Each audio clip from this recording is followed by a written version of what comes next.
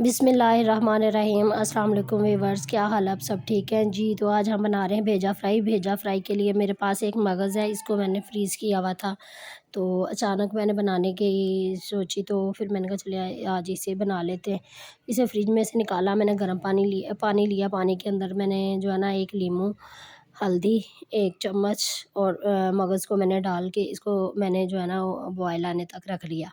तकरीबन 1 से 2 बॉयल आए हैं, फिर मैंने इसको निकाल लिया। निकाल के तो फिर मैंने इसे ठंडा करके साफ़ कर लिया था। ये देखिए 1 से 2 बॉयल आए हैं, तो इसकी जो है ना ऊपर से जो नसें हैं ना वो सारी काली हो गई। अब मैंने इस तरह से निकाल के इसको पहले ठंडे पानी से साफ़ किया, और ना फिर मैंने अब इसके इस तरह से ऊपर से सारी झिल्ली जो होती है नसों के समेत वो सारी मैंने निकाल ली। निकाल के जी तो मगज़ मैंने जो है ना इस तरह निकाल के साफ़ कर लिया, धो लिया। अब हम डालेंगे 2 से 3 खाने के चम्मच अदरक लहसुन के। घी मैंने फ्राई पैन में डाल के गर्म होने के लिए रख दिया था। 3 से 4 खाने के चम्मच ये मैंने अदरक लहसुन डाला, इसमें अदरक लहसुन ज़्यादा जाता है। हम प्याज नहीं डालेंगे, प्याज के बगैर हम इसे जो है ना फ्राई करेंगे। इसको अच्छी तरह से जो है ना लहसुन अदरक को हमने जो है ना कलर चेंज कर लेना है, इसको ब्राउन होने तक हमने जो है ना इसको भूना था। फिर हमने इसके अंदर जो है ना डायरेक्टली हमने जो हमारा जो मगज़ था वो डाल दिया। तो इस तरह से मगज़ हम बनाएँगे तो बहुत ही मज़े का और बहुत ही टेस्टी बनेगा। प्याज के बगैर हम मगज़ आज बना रहे हैं। आज पहले हम मगज़ जो है ना प्याज के साथ बनाते थे, आज हम आपको सिखाएँगे कि प्याज के बगैर मगज़ कैसे बनता है।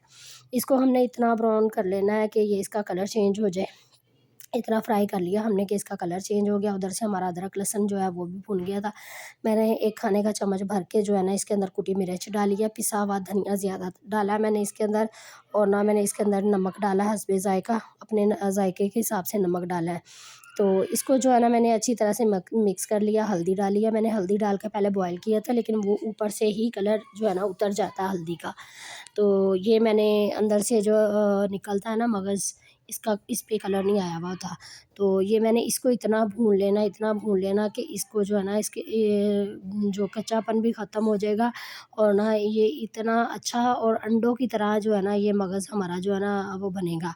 तो जी, तो ये देखें हमारा मगज़ जो है ना इस तरह से भून लिया हमने। भून के तकरीबन 5 से 10 मिनट तक हमने पहले वैसे भुना। अब हम हरी मिर्चें डालेंगे, फिर इस तरह से हरी मिर्चें डाल के भी हम इसको भूनेंगे ताकि हरी मिर्चों का फ्लेवर इसके अंदर आ जाए। अब हमारा मगज़ जो है ना बनकर तैयार हो गया है।